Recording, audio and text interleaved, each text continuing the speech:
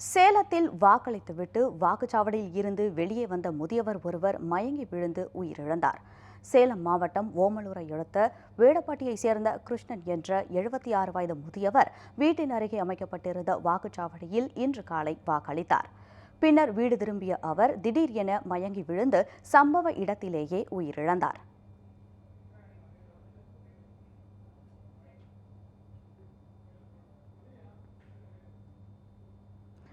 வேலூரில் வாக்களிக்க சென்ற மூதாட்டி ஒருவர் வெயிலின் தாக்கத்தில் மயங்கி விழுந்து உயிரிழந்தார்.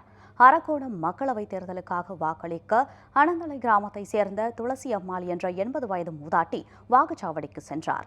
அப்போது வெயிலின் தாக்கம் அதிகமாக இருந்ததால் வாக்குச்சாவடி அருகே அவர் மயங்கி விழுந்தார்.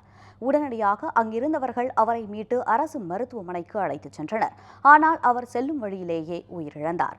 வாக்களிக்க ஆர்வமுடன் சென்ற மூதாட்டி உயிரிழந்த சம்பவம் சோகத்தை ஏற்படுத்தியுள்ளது. இதனையடுத்து இறந்த மூதாட்டிக்கு துளசி அம்மாள் உடலுக்கு ராணிப்பேட்டை சாராட்சியர் இளம் பகவத் மற்றும் தேர்தல் அதிகாரிகள் அஞ்சலி செலுத்தினர். சென்னை புதுப்பேட்டை பகுதி வாக்காளர் பட்டியலில் தனது பெயர் இடம்பெறாததால் அதிர்ச்சியடைந்த மூதாட்டி ஒருவர் மாரடைப்பால் உயிரிழந்துள்ளார். புதுப்பேட்டை திருவேங்கடம் தெருவை சேர்ந்த 74 வயது மூதாட்டி சிசிலி மோரல் கடந்த 54 ஆண்டுகளாக அப்பகுதியில் வசித்து வந்துள்ளார்.